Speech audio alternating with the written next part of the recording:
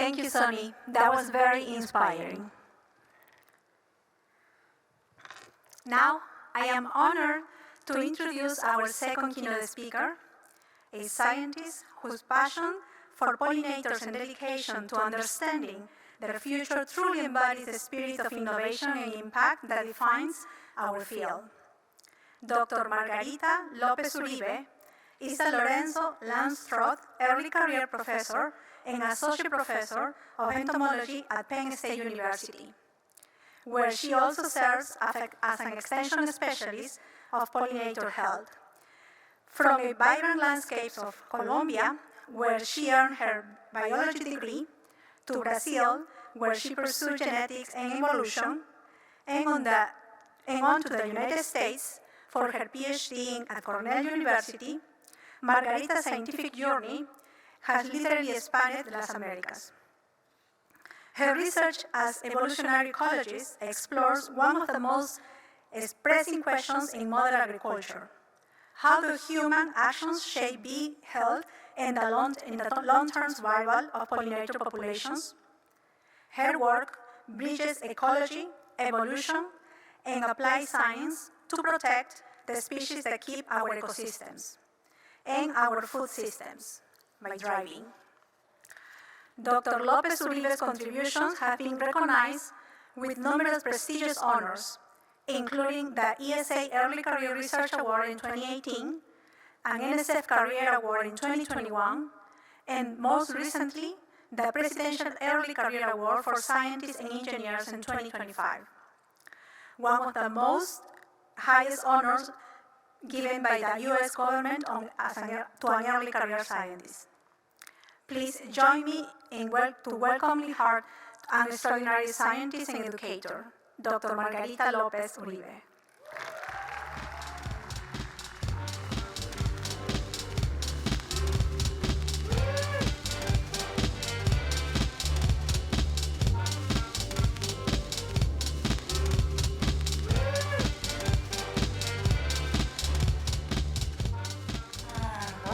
Well, the moment is here. Thank you so much, Lina, for the introduction. It's really an incredible honor to be here giving this lecture.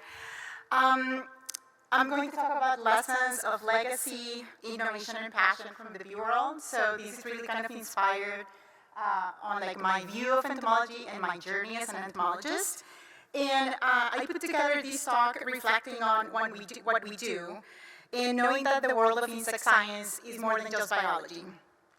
It is a field of study that it is motivated by the diversity of the different study systems that we focus on, the legacy of several generations of entomologists, and our curiosity and passion for discovery and problem solving. So today, during this presentation, I hope you enjoy it, we're going to explore the fascinating lives of the insects I devote my life to, the bees. We'll look at the remarkable ecological and evolutionary innovations of these insects and how studying them, I think, has transformed entomology as a field, also inspiring a new, more diverse and passionate generation of insect scientists. Okay, so before I start, I would like to introduce myself and share with you some aspects of my own journey as an entomologist. So as Lina said, I am originally from Colombia. It is a country located in northern South America, and is one of the most biodiverse countries on the planet. So as a biologist, research on biodiversity was very inspirational and fundamental in my training. My training as a scientist and my passion for bees started in Colombia when I first saw orchid bees in the Amazon rainforest. My first research project as an undergraduate was on the effects of habitat fragmentation on bee population genetic diversity. And then I had the opportunity to go to Brazil to obtain my master's degree, where I investigated dispersal patterns of bees as a mechanism to rescue the losses of genetic diversity in bee populations. After that, I had the opportunity to do a short internship at the Smithsonian Tropical Research Institute in Panama, where I collaborated on a project on radio tracking bees to estimate flight distances. After that, I finally arrived to the US to obtain my PhD, where my dissertation focused on the effects of anthropogenic activities such as climate change, crop domestication, and urbanization on the distribution of genetic diversity across these species. Before I joined Penn State in my current position, I did a short postdoc at NC State where I switched my research focus from population genetics and dispersal ecology to study diseases and ecoimmunology of bees. So you may be wondering, why dedicate an entire life to studying bees? Well, when I think of extraordinary insects, to me, bees stand out as a remarkable story of evolutionary success. A lineage that diversified into more than 20,000 species with very different lifestyles and forms. Here, you can see a melitid bee, one of the earliest lineages of bees representing the most ancestral life form. This is a small-bodied, solitary species with highly specialized relationships with some groups of plants. To the other extreme, we see a bumblebee here, a large-bodied bee that is social and visits many types of flowers as sources of pollen and nectar. To some, these may be the strangest lifestyle among bees, but actually it represents 20% of the diversity of this group. This is a kleptoparasitic species, also known as a cuckoo bee. These species usurp the nest of other species and use the pollen and nectar collected from the host to rear their young. Bees originated in xeric habitats of subtropical regions and have colonized every habitat on Earth, including the high mountaintops of the Himalayas and the Andes. Throughout their evolutionary history, they have formed highly specialized relationships with plants. This is a squash bee, which exclusively collects pollen from a plant genus of pumpkins and squashes. You may be wondering, why would a bee only feed on one plant when there are so many out there? So these close ecological relationships between bees and flowering plants have shaped our ecosystems, and in many ways, I would argue, they have shaped the world as we know it, resulting in an incredible diversity of floral morphologies like this one, from the ginger family, which is quite abundant in neotropical rainforests. But well, one of the most striking features of bee evolution is their complete transition from a carnivorous predatory ancestor like this one to a fully vegetarian lifestyle. The ancestor of bees were wasps that hunted other insects to feed their young. And then about 120 million years ago, one lineage of this particular group of wasps, a particular group of the specid wasps that actually feeds on thrips that live on flowers, transitioned to feeding on floral resources. And that evolutionary experiment of abandoning prey hunting to feeding on flowers worked very well, and it led to the highly diverse lineage that today we know as the bees, where both larvae and adults feed entirely on nectar and pollen, with very few exceptions. And so these shift in their diets basically shaped the biology of bees in several ways, and I would like to highlight some of those. One is that, for example, their bodies are covered with highly specialized hairs that facilitate pollen transfer from flower to flower and from flowers back to their nests. In some species, bees have modified their legs into baskets to transfer pollen and other materials such as resins to their nests. Another important trait, tongue length, is very significantly across the species, and it is tailored to the flowers that differentiate the bee species that they visit, making bee diversity a powerful driver of pollination across habitats as they collectively service an enormous range of floral architectures. Like this one, for example.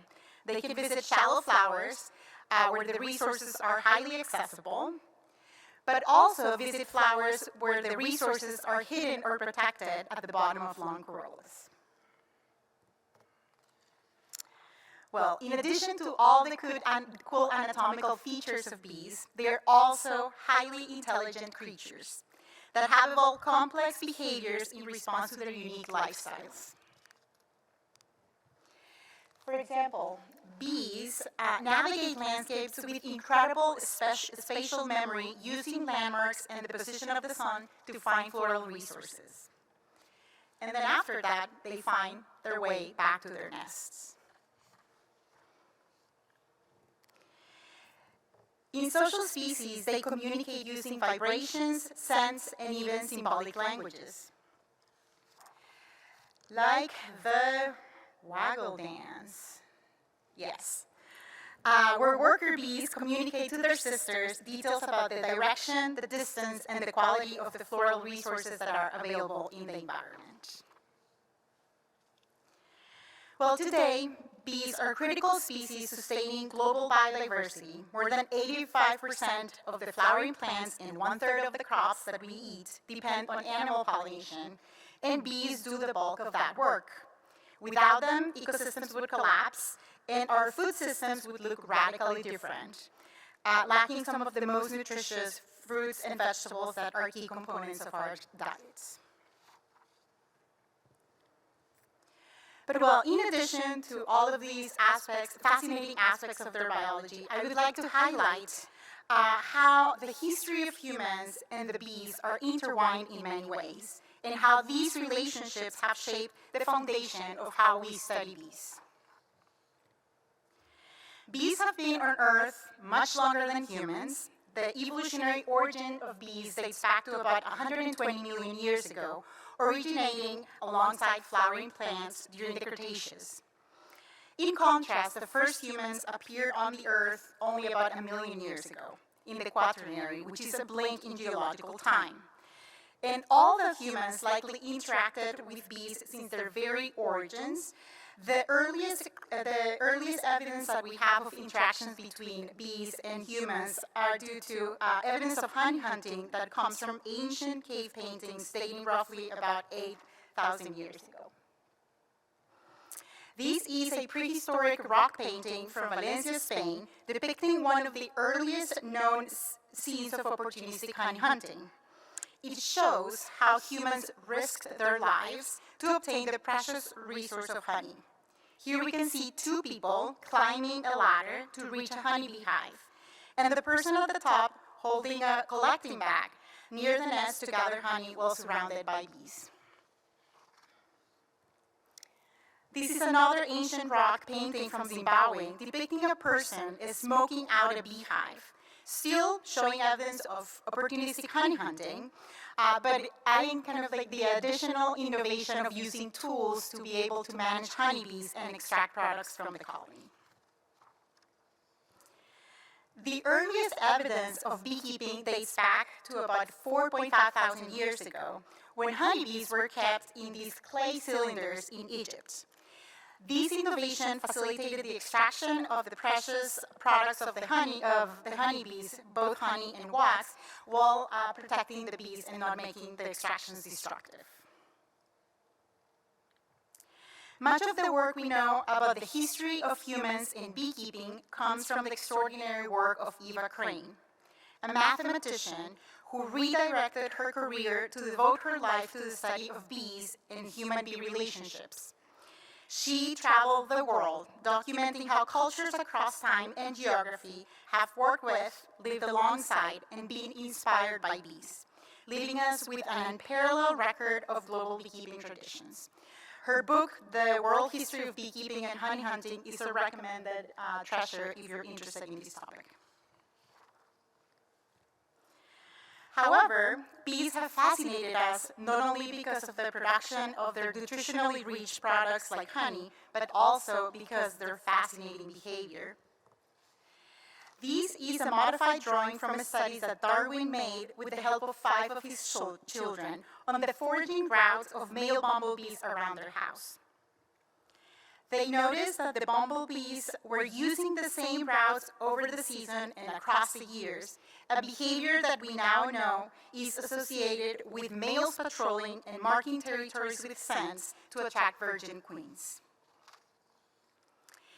And it is this fascinating world of bee behavior that inspired Carl von Frisch to his studies, where he revealed that honeybees use a symbolic dance language, the waggle dance, advanced sensory systems, and sophisticated orientation strategies to forage.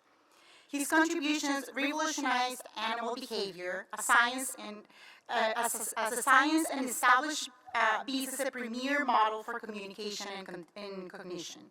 He was awarded the Nobel Prize in Physiology or Medicine in 1973. However, the list of the most influential bee scientists in modern history would not be complete without mentioning Charles Michener. Michener's work focused on a very different field of bee biology. His work brought order, clarity, and an evolutionary perspective to the bees. In his book, The Bees of the World, he synthesized information on the more than 20,000 species, organizing them into families, subfamilies, tribes, and genera, based on morphology, behavior, and evolutionary relationships. He posed several hypotheses about the origin of bees and the biogeographic history of the main lineages of bees, and many of these hypotheses have now been tested, and with modern techniques, and his predictions have been proven correct. Well, to me, Eva Crane, Carl von Frisch, and Charles Michener represent three major branches of studying bee biology in different ways. Apiculture focuses on beekeeping management, and this is where human culture and bee biology have intersected traditionally. These branches historically had the most direct applications to problems related to agricultural production systems. On the other hand, sociobiology and behavior has focused on how bees communicate, cooperate, and organize in their societies. This field has transformed our understanding of the evolution of social behavior and has established honeybees as a model system, for example, making them one of the first insect species to have their genome sequenced.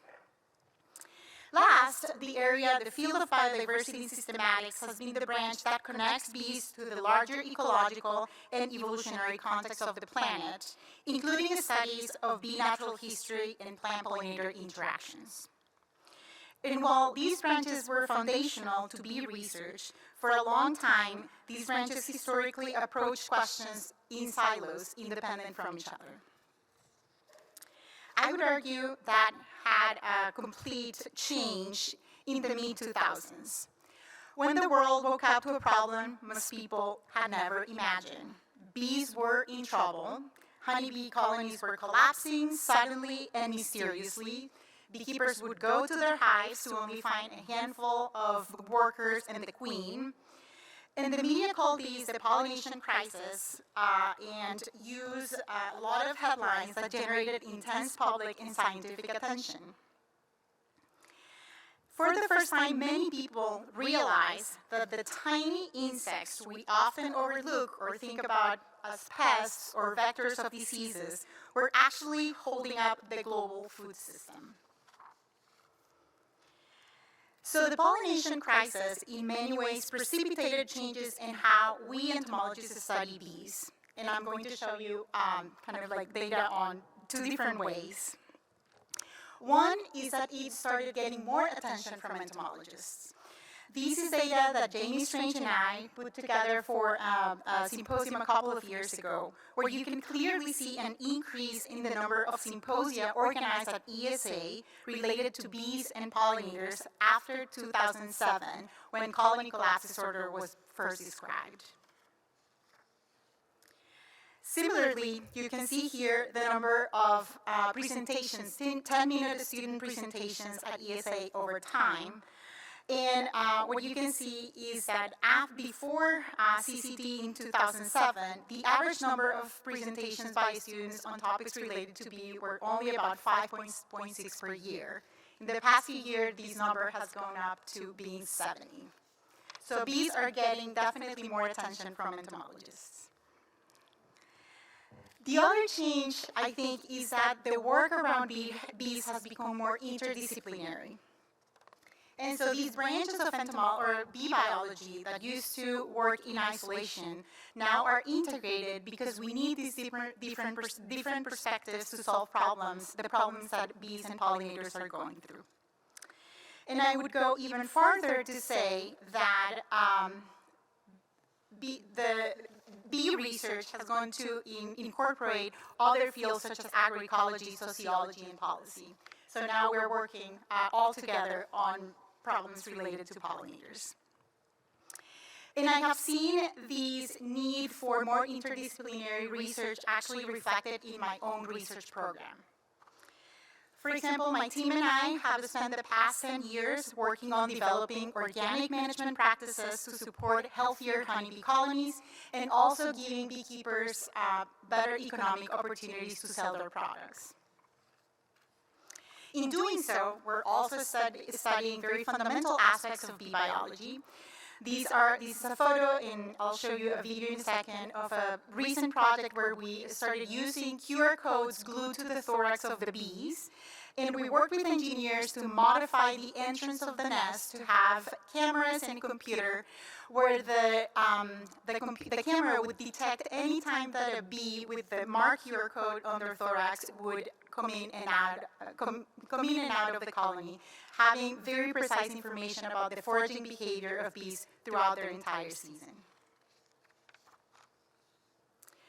I have also spent many years of my career in squash and pumpkin fields, studying squash bees, which also spend much of their lives in squash and pumpkin blossoms. The females specialize on the collection of pollen and nectar from these flowers, while males use the flowers to find mates, drink nectar, and also use them as microclimatic chambers that protect them from desiccation.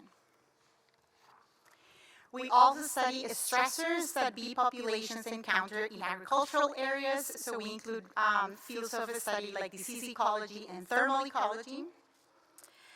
But one of my major contributions to bee biology has been on the reconstruction of the historical demography of the squash bees, describing how these bees moved from the deserts of northern Mexico and the southwest of the US, going through mountains and valleys and ridges to reach northern latitudes of North America, where they currently inhabit agricultural systems and are key pollinators of these environments. So here's a summary. Around 10,000 years ago, as humans began to cultivate crops, something extraordinary happened, both for us, for humans, because we were able to control when we were producing food, but also for these bees.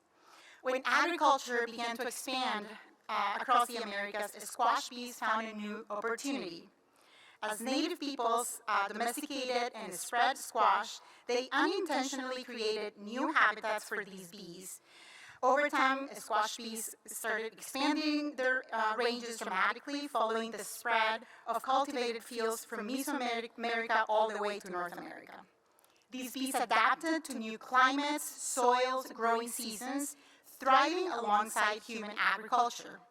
I think this is yet another example of how tightly linked our histories are to these insects. And in a way, I feel a very personal connection to the story of the squash bees, because like them, my own journey began in South America, and I too follow new opportunities that allow me to grow and thrive, this time in the world of science. Their range expansion mirrors my own path as a scientist, finding a new habitat in the United States where I could continue to explore, collaborate, and contribute to understanding the fascinating ecology and evolution of bees. But well, in my program, my team and I do not study bees alone. We actually involve the community.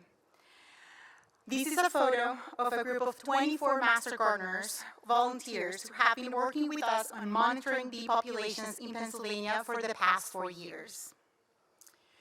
In collaborations with them, we have collected over 35,000 specimens that have allowed us to have records of 65% of the species ever reported for the state of Pennsylvania, and actually reporting 9 new species to the state. With all of this information, we are now moving into generating maps of habitat associations between different species to help inform conservation decisions at the state level. So while I feel proud about the contributions my team and I have made to the study of bees, and hope we are contributing to the legacy of the many great bee biologists before my generation, as we continue to study bees, their evolution, diversity, and ecological roles, we are also contributing a tradition that reflects the heart of entomology. Curiosity turned into discovery, observations transformed into understanding, and knowledge applied to solve the ongoing problems of our planet. I feel that studying bees connects me to a much larger purpose, one that bridges science, conservation, and humans. And this is why I think bee biology has changed entomology as a field. Studying bee biology reminds us of the adaptation and resilience of these insects, but also the fragility of the living systems that supports us as humans. And to finalize, I would like to leave you with these images to remind us of the importance of inspiring and inciting the curiosity and love for the natural world that characterizes us entomologists to the next generation of caretakers of the world, ensuring that the pursuit of knowledge continues not only for science and discovery, but also for the preservation of the life's delicate balance. Thank you.